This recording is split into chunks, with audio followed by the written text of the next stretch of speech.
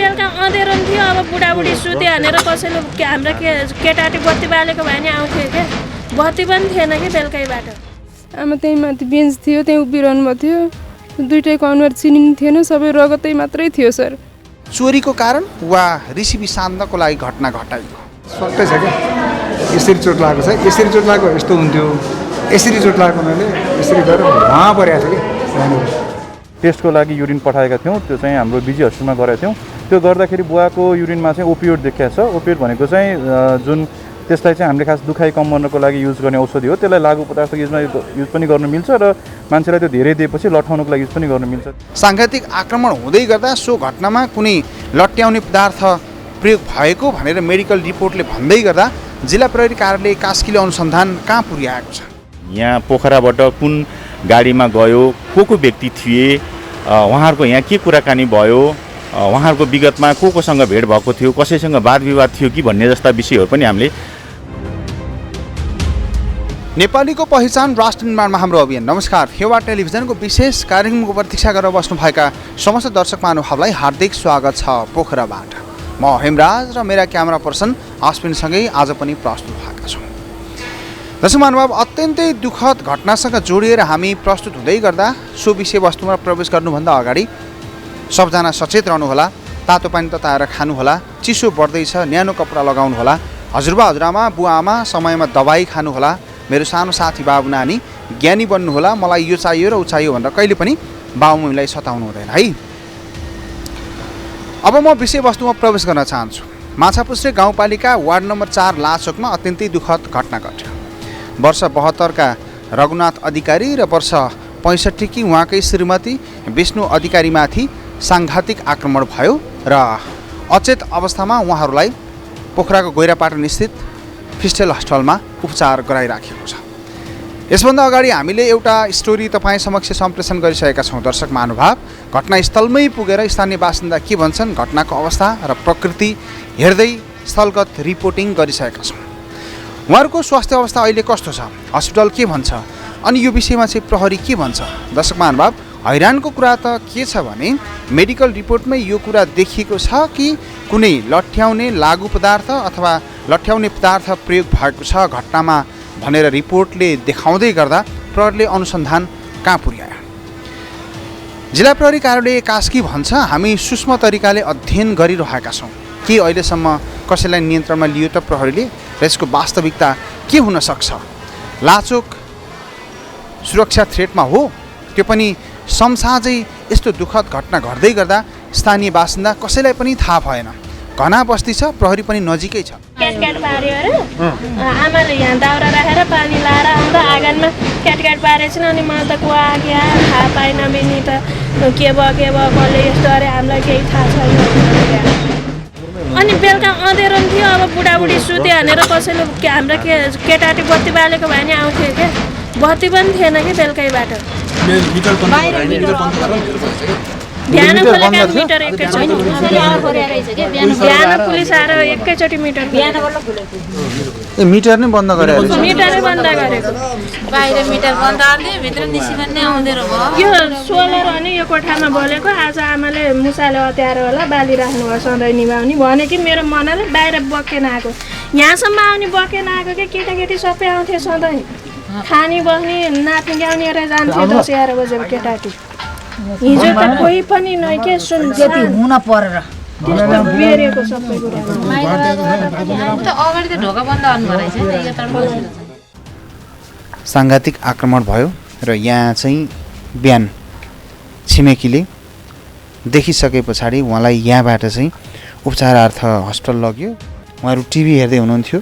TV हेर्दै गर्दाखेरि चाहिँ यस्तो अवस्थामा र यो घरको अवस्था स्थलगत रिपोर्टिङमा हामीले देखाइरहेका छौँ। र यहाँ चाहिँ उहाँले पूजापाठ गर्नको निम्ति आवश्यक सामग्री देख्न सक्नुहुन्छ। यहाँ फ्रिज छ एउटा र उहाँ नै हुनुहुन्छ होइन, त्यहाँ फोटोमा देख्न सक्नुहुन्छ तपाईँ, उहाँ नै हो वर्ष 72 का रघुनाथ अधिकारी, जो लामो समय शिक्षण पेसामा रहेर रिटायर हुनुभएको र रिटायर जिन्दगी जिउँदै गर्दा आमा त्यहाँ लडेको देख्नुभयो होइन? यो स्थानमा होइन आमा लड्नुभयो? मैले चाहिँ छोरीको 6 दिन भएको आज, अनि उहाँले ज्योतिष काम गर्नुभएको हुनाले चाहिँ मैले चाहिँ उहाँसित टिपोट गर्न आएको थिएँ। कति बजे थियो अरे तपाईँ यहाँ आउँदा? 7:30 भएको थियो होला। बिहान 7:30 बजे तपाईँ आउँदाखेरि रगतम्य अवस्थामा देख्नुभयो? देखियो उता बाहिर उता अनुहारभरि पुरै उ थियो। अनि मैले त के भयो यस्तो भयो भनेर कहीँ लोट्नु होला अथवा के भयो प्रेसर सिर्सर थियो कि के थियो भनेर भने। ऐया हाथो केही भन्नुभएको थिएन? त्यस्तो उ थिएन, अलिकति बेहोस अवस्थामा हुनुहुन्थ्यो उहाँ, त्यति प्रष्ट हुनुहुन्थेन। तपाईँ आउँदा यो ठाउँमा चाहिँ रगतको हाल थियो? यहाँ चाहिँ अनि म त्यहाँ बसेँ। अनि खोइ दाइ खोइ त नि भन्दा खाटा हुनुहुन्छ भने अनि किन त नि भन्दाखेरि दाइलाई पनि त्यस्तो छ भनेर भन्नु र अनि हेर्दाखेरि यहाँ घाउ देखियो। अनि गहिरो छ चोट? गहिरो छ। तपाईँलाई के लाग्छ त यो घटना चाहिँ तपाईँ त पहिलो प्रत्यक्षदर्शी यहाँ आएर देख्दै गर्दाखेरि? खोइ अब यो खै कसो हो यो यसै भन्न सकिएन। अब दुइटै बेहोस अवस्थामा छौँ हामीले। बुढीको बुढालाई थाहा नभएको, बुढीको बुढालाई थाहा नभएको हुनाले अब यसै भन्न सकिनँ। भनेपछि यो ढोका बेलुकैदेखि खुल्लै रह्यो? खै त्यो त म आउने बेलामा चाहिँ 7:30 बजे आउँदाखेरि ढोका खुल्ला थियो। कुन ढोका खुल्ला थियो? यताको ढोका, यो ढोका, यतातिरको यता रहेछ नि, यतातिरको मैले खास याद गरिनँ त याद गरिनँ। त्यस पछाडि तपाईँले पहिलोपटक कसलाई खबर गर्नु? होइन, पहिला राजेन्द्रै थिए यहाँ अगाडि। राजेन्द्र भइसकेपछि अनि हामीहरू गाडी साडीको व्यवस्था गर्ने भन्ने चाहिँ कुरा गर्न लाएर फोन गर्न लाग्यो। अनि पछि हाम्रो मेडिकल नवराजजीलाई यस्तो यस्तो भयो कि आदमी ब्लड रोक्नुपर्छ भनेर अनि उहाँ आउनु। उहाँ आएर अनि हल्का ब्यान्डेज गरेर अनि पछि ट्याक्सी आयो। ट्याक्सी आइसकेपछि अनि प्रहरी हल्लारहरूलाई पनि खबर भएको थियो। आमाले एकपटक फोन गर्नुभएको थियो अरे छोरीलाई, उहाँ चाहिँ लामा चौरमा हुनुहुँदो रहेछ। के भन्नुभएको थियो? हामी उहाँको छोरीसँग थोरै कुरा गर्छौँ। नमस्ते। हजुर नमस्कार। हजुरको नाम? मेरो मैया अधिकारी। कति बजी फोन गर्नुभएको थियो मम्मीले? 7:30 बजे। बेलुका 7:30 बजे? 7:30 बजे। बिहान 7:30 बजे मम्मीले फोन गर्नुभएको थियो? बिहान फोन गरेर नानी यहाँ सन्चो भएन आऊ भन्नुभयो। अनि ल भने म राखिहालेँ। अनि फेरि पछि मलाई शङ्का लाग्यो। अनि के भएको र आमा भनेको हजुरलाई मात्र हो कि बुवालाई पनि भनेको, दुईजना सन्चो भएन आऊ भन्नुभयो। अनि भाइलाई फोन गरिहालेँ। भाइ उहाँ तल बस्छन्। अनि बाइक लिएर आएर अनि हामी आइहाल्यौँ। ओके, तपाईँ र भाइसँगै आउनुभयो? हजुर। तपाईँ आउँदाखेरि के देख्नुभयो यहाँ? आउँदा त बुवा यहीँ बसिरहनु भएको थियो के अरे, अनुहार चिन्ने थिएन सर। आमा त्यहीँ माथि बेन्च थियो त्यहीँ उभिरहनु भएको थियो। दुइटैको अनुहार चिनिने थिएन, सबै रगतै मात्रै थियो सर। यस्तो केस होला भनेर हामीले त सपना पनि देखेको थिएन सर। यो व्यक्तिसँग यस्तो भएर हिजो अस्ति यस्तो भनामन भएको थियो भन्ने केही पनि छैन सर। बुवा आमा पोखरा जानुभएको थियो, तपाईँसँग भेट भएको थियो कि थिएन? थिएन, हिजो म भाइकोमा जानुभएको रहेछ, मसँग भेट भएन। अनि बुवाहरूले फोन गरेर भनेको थिइन् बुवा आमा यहीँ आएर जानुभएको, सन्चै खाजा खाएर जानुभएको दिदी भनेर उनले भनेको थिइन्। बुवा बेलुका कति बेला आउनुभयो? 3-4 बजे, मलाई थाहा भएन। बुवा आमा मात्रै घरमा बस्दै आउनु भएको थियो? बस्नुहुन्छ, अरू सबै बाहिर अब जागिरको सिलसिलामा पढ्ने क्रममा बाहिरै छन्। यो घरमा अरू सरसामानहरू त चोरी त भएका छैनन् नि? केही देखिएन सर, चोरेको हामीले केही आशंका पाउन सकिएन। हत्या नै गर्ने उद्देश्यले आएको जस्तो छ सर। व्यक्तिलाई हत्या गर्ने उद्देश्यले आएको, सामान लाने उद्देश्यले आएको होइन। तपाईँ यहाँ आउँदाखेरि जस्तो सामान्य हामीले हात काट्यो भने त पेन हुन्छ, दुख्छ होइन, अया भनिन्छ, कराइन्छ। नजिकै घर छ हाम्रो, राजेन्द्र सरको घर उतापट्टि रहेछ। यति घना बस्ती भएको ठाउँमा यत्रो घटना हुँदा पनि कसैले थाहा नपाउनु भन्दा त अचम्मै भयो त है?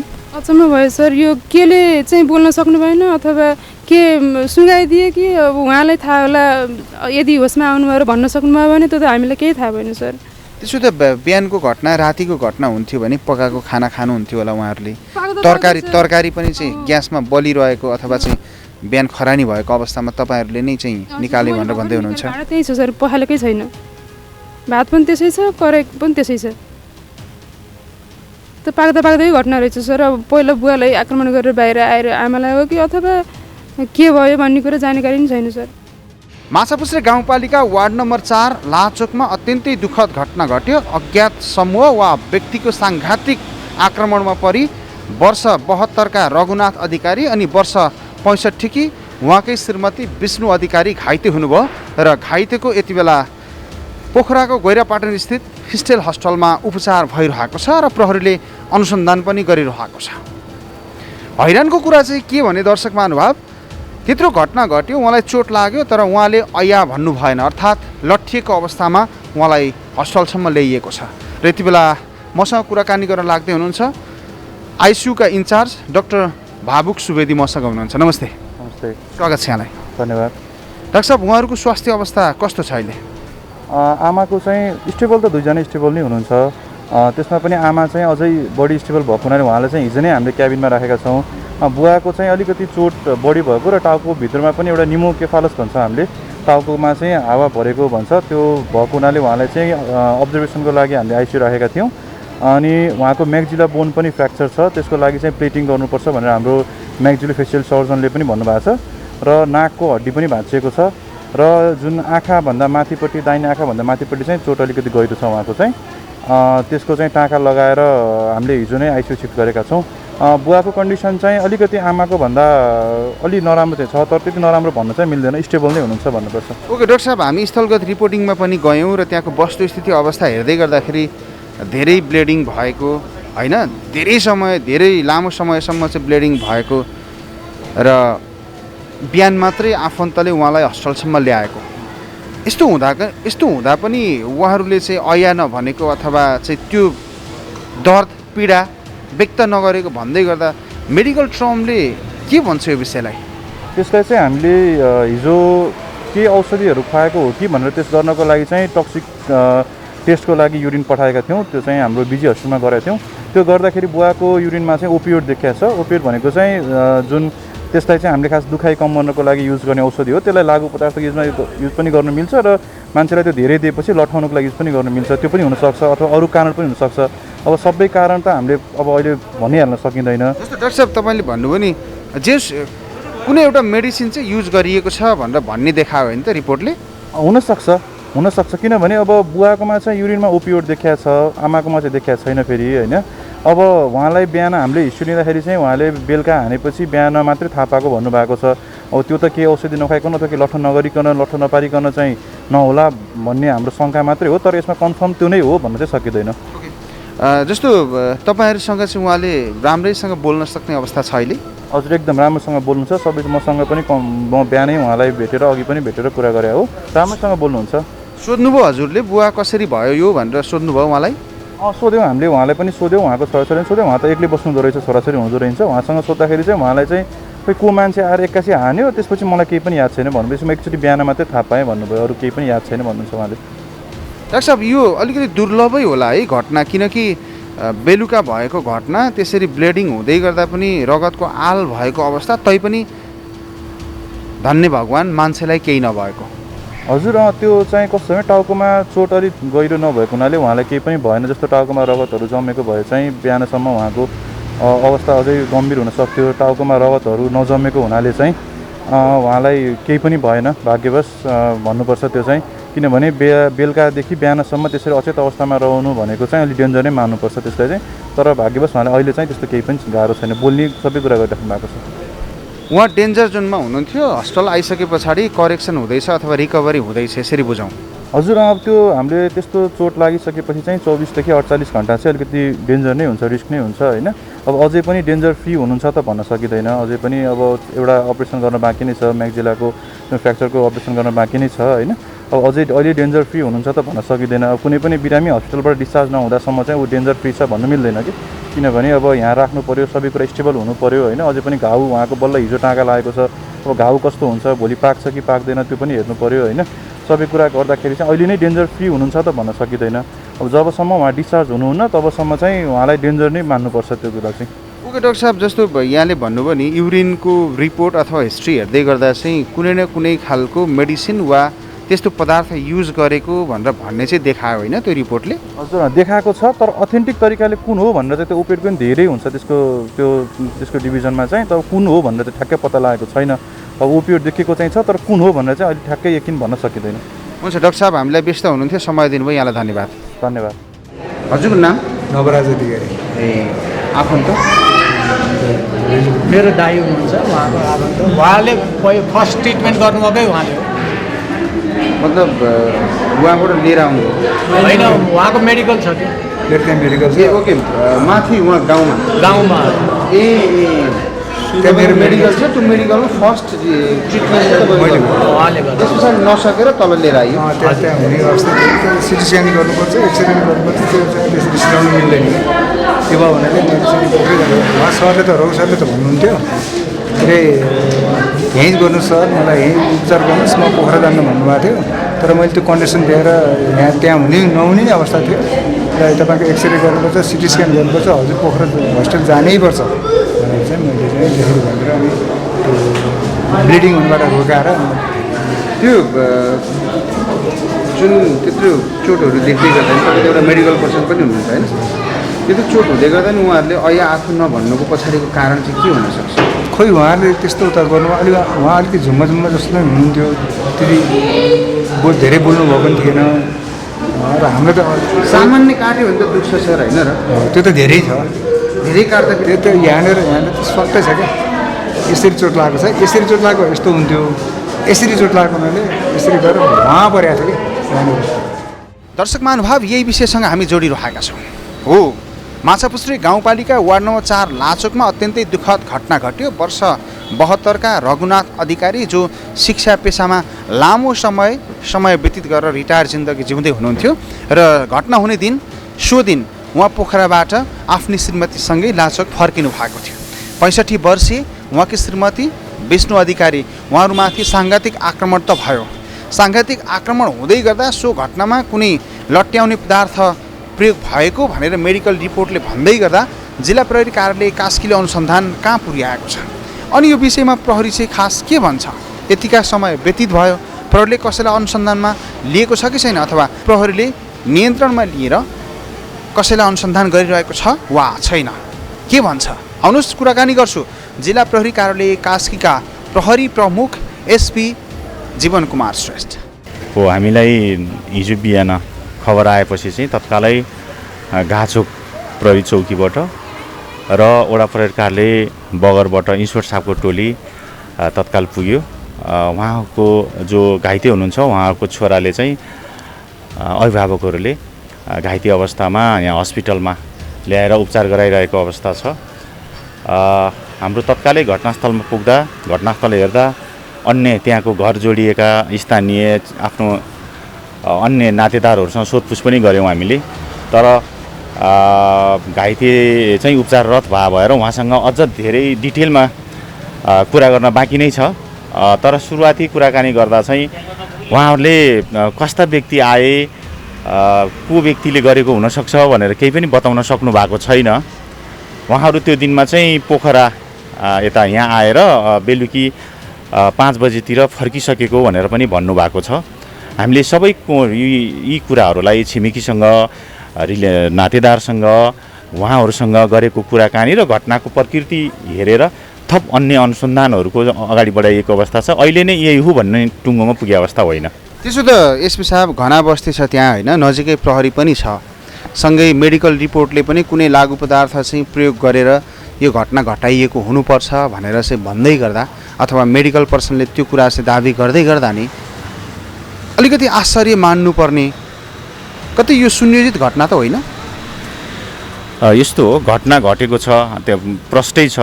जस्तो घटनास्थलमा ब्लिडिङहरू छ, कुटपिट भएको छ, घाउ चोट देखाएको छ। म आफैले पनि पीडित मान्छे, घाइते मान्छेलाई मैले पनि भेटेको छु, हस्पिटलमा गएर कुराकानी गरेको छु। केही आउँछ कि केही खुल्छ कि भन्ने हिसाबमा, प्लस अन्य मेरो टिम पनि लागिराखेकै अवस्था छ। अब उहाँहरूको म यसमा विभिन्न कोणबाट जस्तै व्यक्तिगत रेसिपी पनि हुनसक्ने कुराहरू भयो, अथवा चोरी गर्न आएको व्यक्ति पनि हुनसक्ने भयो। तर चोरी यही सामान लग्यो भनेर यकिन गर्नुभएको छैन उहाँहरूको अभिभावकहरूले।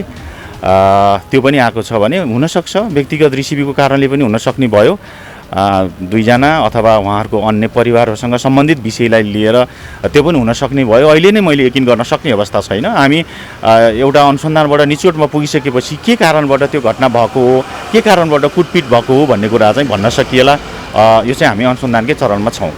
अहिलेसम्म प्रहरीले कसैलाई नियन्त्रणमा लिएको छ अनुसन्धानको लागि? हामीले थुप्रै व्यक्तिलाई निगरानीमा राखेका छौँ, नियन्त्रणमा लिएका छैनौँ। हामीले सोधपुछदेखि लिएर यहाँ पोखराबाट कुन गाडीमा गयो, को व्यक्ति थिए, उहाँहरूको यहाँ के कुराकानी भयो, उहाँहरूको विगतमा कोसँग भेट भएको थियो, कसैसँग वाद विवाद थियो कि भन्ने जस्ता विषयहरू पनि हामीले एकदमै सूक्ष्म रूपमा हेर्दैछौँ। यो घटना पछाडि लाचुकवासी आफै असुरक्षित भएको वा सशङ्कित रहेको महसुस गरिराख्नु भएको छ, किनकि स्थलगत रिपोर्टिङमा म आफै पनि पुगेर स्थानीय बासिन्दासँग बुझेर आएको छु। उहाँहरूलाई आश्वस्त रहन चाहिँ के भन्नुहुन्छ? यस्तो छ, घटना भएको एकदमै बेलुकी पख भएको घटना बिहानखेरि मात्रै हामीले पनि थाहा पायौँ। हाम्रो नियमित गस्ती प्याट्रोलिङ त हुने नै छ, गर्छ। अच्छा, चौकी त्यहाँ नजिकै पनि छ, तर त्यहाँ नजिकै घर जोडिएकै घरका मान्छेहरूले पनि थाहा पाएको अवस्था होइन, थाहा छैन।